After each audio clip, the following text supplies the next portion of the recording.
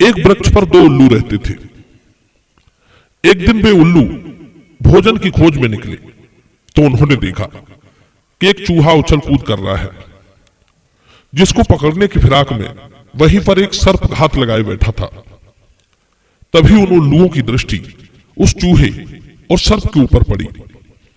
उन्होंने तेजी से झपटकर उन दोनों को पकड़ लिया। एक ने चूहे को पकड़ लिया और दूसरे ने सर्प को पकड़ लिया।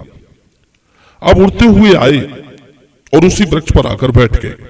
सोचने लगे, आज तो दोनों का काम बन गया। अब हम चूहे और सर्प का भोजन करेंगे। दोनों एक ही डाल पर पास पास में बैठ गए।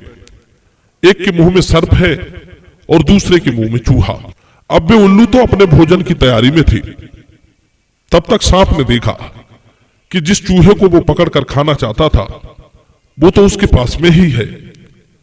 अब वो ये भूल गया कि वो इस समय एक उल्लू के पंजों में दबा है। मौत उसके बिल्कुल करीब थी। चूहे को देखते ही सर्प के मुंह में पानी आने लगा। उसे उसके जीवन की इच्छा ने पकड़ लिया।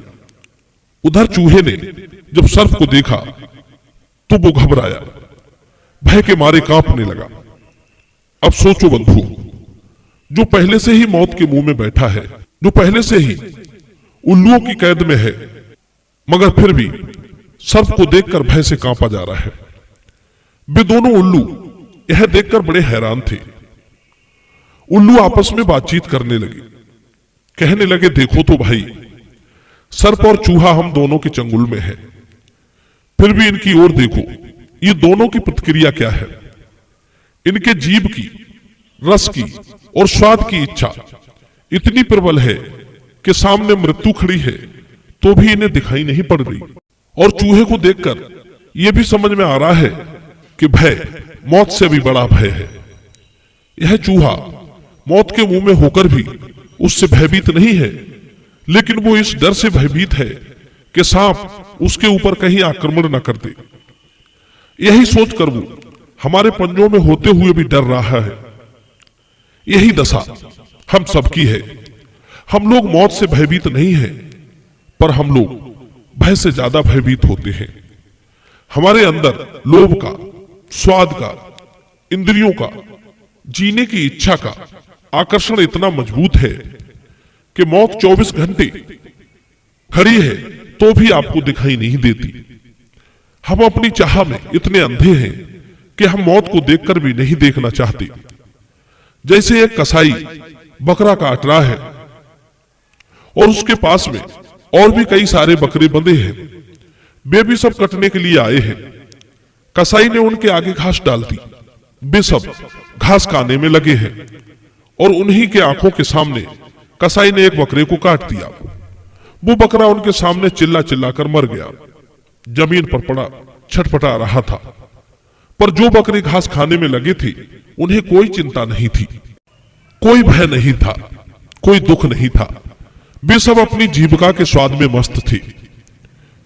वे ये नहीं सोच रहे थे कि अब इसके बाद हमारा भी नंबर आएगा, इसी तरह हमें भी काट दिया जाएगा।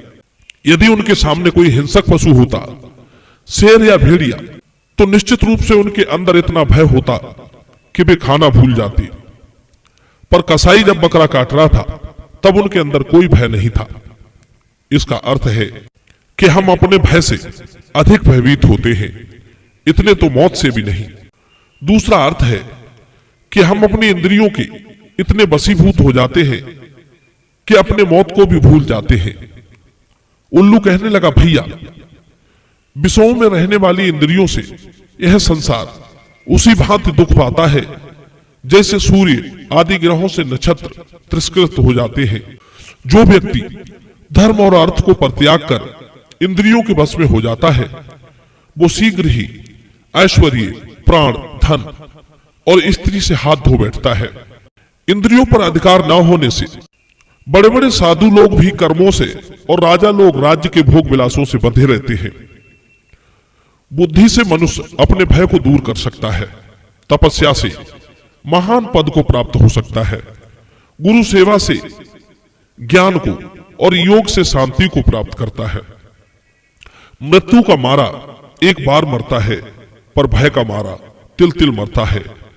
हर्ष, भय, शोक, रोग सब इंद्रियों के फल हैं।